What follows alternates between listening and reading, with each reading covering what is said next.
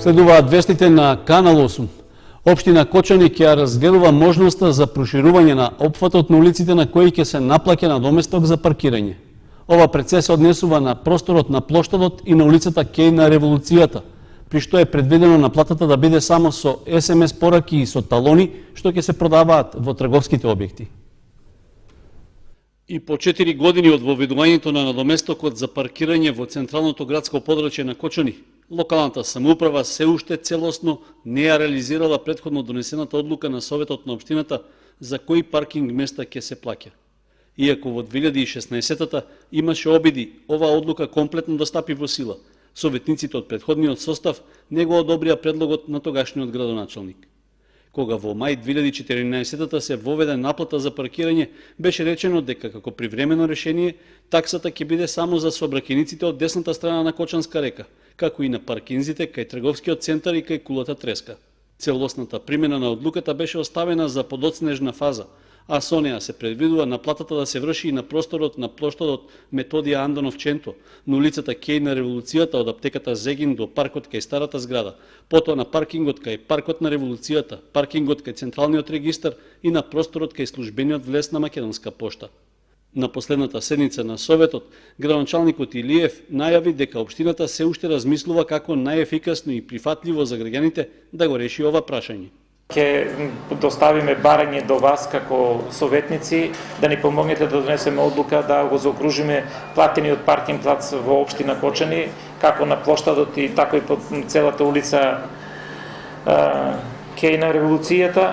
И со тоа нашето размислување, а секако за тоа и ќе побараме одобрениот Советот да понатаму наплатата на паркингот не оди на лице место, туку се врши преку СМС пораки и преку талони кои ќе бидат продавани на киосците во централното градско подрачје.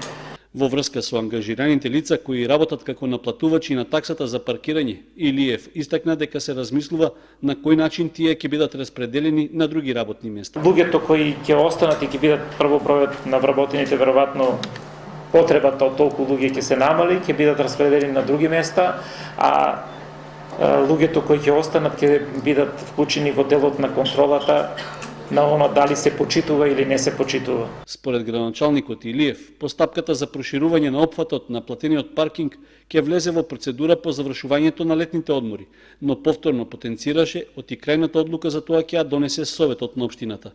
Исто така, беше речено дека на седница ќе се разгледува и висината на цената за паркирање, односно ќе се земат предвид одредени забелешки за намалување или за зголемување на надоместокот.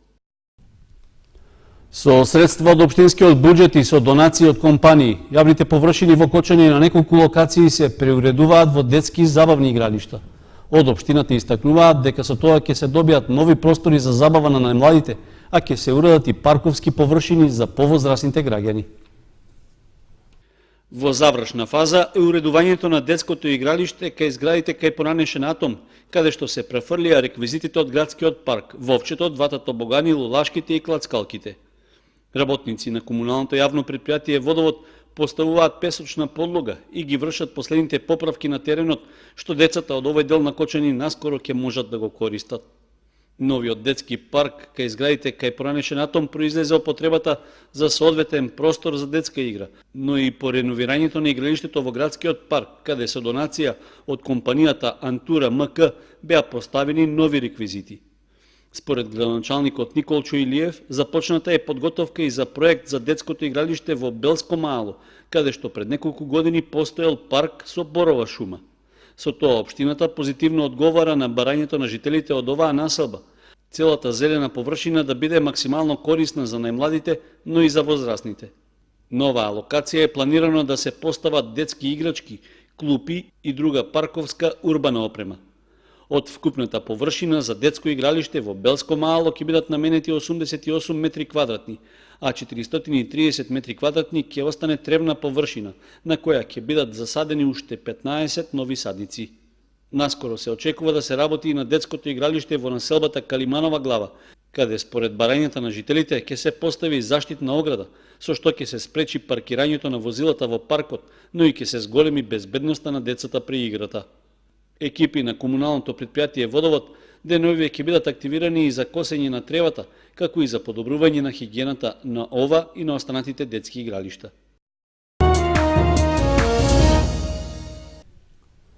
Поради зголемувањето на потрошувачката на водата за пиење, од комуналното предпријатие Водовод бараат таа рационално да се користи. Од градската водоводна мрежа и понатаму се испорачуваат максимални количини вода. За сега, освен мали прекини поради дефекти и оштетување на мрежата, нема поголеми проблеми во водоснабдувањето. Во екот на летната сезона и најавата за високи температури, како и секоја година се јавува опасност од шумски пожари, кои представуваат голема закана за уништување на шумскиот фонд во државата. Раздвиженоста на граѓаните кои ги посетуваат блиските излетнички места и нивното неодговорно однесување со палење оган на отворено, уште повеќе ја зголемува опасноста од предизвикување на пожари, кои во овој период на годината се доста актуелни. Поради ова, министерот за земјоделство, шумарство и водостопанство Љупчо Николовски ја истакна важноста за заштитата на шумите како природно и национално богатство, како еден од главните приоритети во одржување и стопанисување со шуми. Пожарите, нелегалната и нерегистрираната сеча се голема закана за нашите шумски ресурси и тоа доведува до широк спектар на разурнувачки, економски, социјални и еколошки проблеми.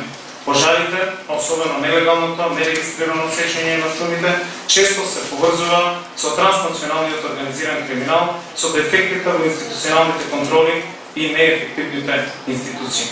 Според извештајот на територијалната противпожарна единица Кочани, која ги покрива териториите на општина Кочани, Зрновци и Чешиново Облешево, минатата година имало вкупно 285 интервенции. Кочанските пожарникари интервенирале вкупно на 161 пожар на отворени површини, додека регистрирани се и 14 шумски пожари. 12 од нив биле на територијата на општина Кочани, додека по еден шумски пожар е регистриран во двете соседни општини. Вкупната опожарена површина на шума за 2017 година изнесува 147 хектари. Поради ова, надлежните институции во овој период излегуваат со препораки за превентивна заштита на шумите од пожари. Потребно е да не се пали оган на отворено и на необезбедено место, да не се палат стрништа, меги, пасишта и други површини, како и да не се фрла стаклена амбалажа и друг вид на запаллив отпад.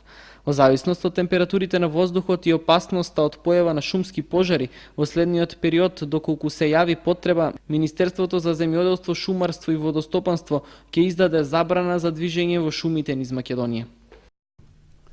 Со зголемувањето на температурите на воздухот во текот на летната сезона се јавува опасност од појава на шумски пожари. Поради тоа потребно е совесно и одговорно однесување на граѓаните, за да се превенираат пожарите кои во овој период на годината се актуелни.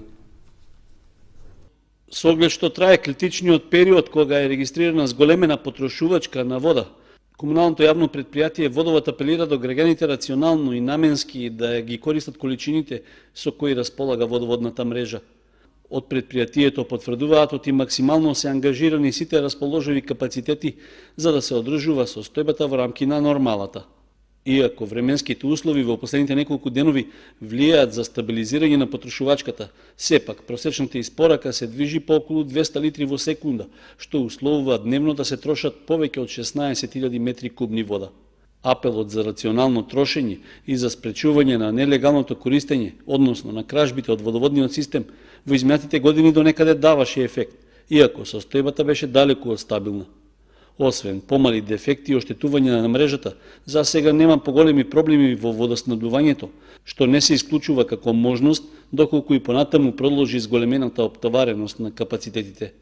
За да се влијае дополнително врз однесувањето на потрошувачите, од комуналното предпријатие потврдуваат дека се принудени да продолжат со контролите на терен, при што освен предупредувања, можно е да има и санкции за лицата кои ненаменски ја трошат водата од водоводната мрежа. Во Водовод очекуваат и соработка од граѓаните, кои можат да ги пријават случаите кога забележале непотребна потрошувачка на вода од страна на нивни сограѓани. Со оглед што нерационалното трошење, односно кражбата на вода се третира како кривично дело, пријавените можат да се соочат со судски постапки, од кои се можни и повисоки парични казни.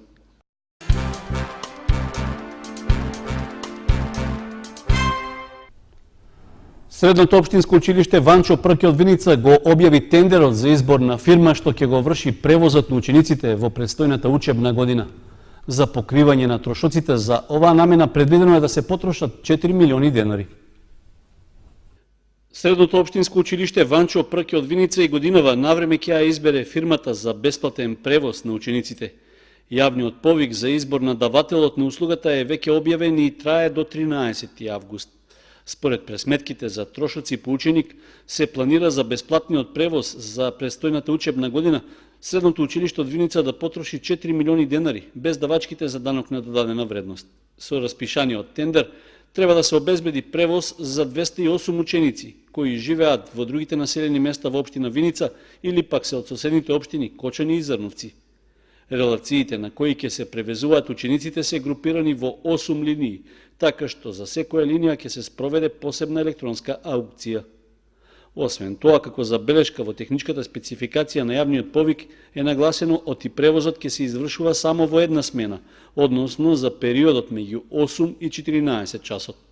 Носителот на набавката се обврзува да обезбеди посебна линија за превоз на учениците, односно во периодот кога ги превезува нив да не смее да врши превоз на други патници. Исто така, во собственост треба да има соодветен број на возила за превоз на дадената релација, а возилата да имаат и соодветен број седишта сразмерно на бројот на ученици, односно да се обезбеди место за седење за секој ученик. Плаќањето за извршената услуга, училиштето ќе го прави по добивањето на средства од општина Виница на сметката за блок дотации.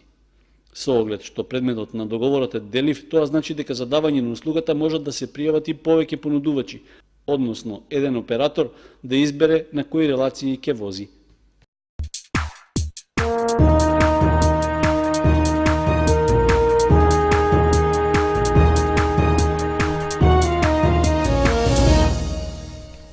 Следуваат и две информации од спортот. 3 златни медали освоија представниците на кикбокс клубот Лидер од Виница. Тие учествуваа на интернационалниот кикбокс Fight Cup, што се одржа во Грција. 3 златни медали освоја представниците на виничкиот кикбокс клуб Лидер, кои викендов се надпреваруваа на интернационалниот кикбокс Fight Cup, што се одржа во Апровиста, Грција. Во своите категории членовите на кикбокс клубот Лидер успеаа да ги совладаат противниците од Бугарија и од Грција и на крај да се закитат со злато. Јани Постолов и Лукас Мејковски во своите категории беа подобри од своите противници од Бугарија, меѓу кои еден од нив е и бугарски шампион во кикбокс. Јане Постолов и пак триумфираше во дуелот против грчкиот кикбокс првак, со што заедно со своите двајца клубски колеги се искачија на победничкиот пиедестал. За разлика од нив, Ненад Синадинов ремизираше во борбата со противник од Грција. Успехот на тројцата винички кикбоксери е резултат на напорните тренинзи и на вложениот труд во текот на подготовките за настап на меѓународниот куп. Борбите на турнирот беа во лоу-кик дисциплина, а на истиот учествуваа кикбокс прваци од повеќе држави, што придонесе конкуренцијата на надпреварувањето да биде на високо ниво. Тренерот на виничкиот клуб Лидер, Дарко Гоцевски, е задоволен од постигнатите резултати, но е разочаран од слабата финансиска поддршка на бизнис секторот. Според него, тоа нема да биде пречка и во идниот период над преварувачите од кикбокс клубот од Виница да учествуваат на предстојните меѓународни првенства. На спортскиот терен во Зрновци продолжуваат надпреварите во рамки на Илинденските спортски игри. Младост, Оризари и Рото М беа победници на надпреварите во мал фудбал што се одиграа во второто коло. Продолжуваат Илинденските спортски игри во Зрновци. На турнирот во мал фудбал во вторникот вечерта се одиграа 2 надпревари. На првата средба силите ги одмерија екипата на Младост Оризари со Меджик. Оризарци беа поуспешни и го совладаа тимот од Кочани со резултатот 7:3. На вториот дел се сретна екипите на Рото М од Виница со Видовиште. Виничани беа поднадмокни и со повеќе спортска среќа ги победија своите противници со резултатот 2:1. За вчетврток на распоредот исто така се предвидени 2 надпревари. Од 19 часот и 30 минути ќе се сретнат екипите на Теранци со Ината, додека 1 час подоцна на теренот во Зрновци ќе се одигра надпреварот помеѓу екипите на Видовиште и Велјан. До крајот на неделата преостануваат уште 8 надпревари, а финалето на турнирот е закажано за 29 јули. Илинденските спортски игри во Зрновци се организираат во рамки на одбележувањето на празникот Илинден.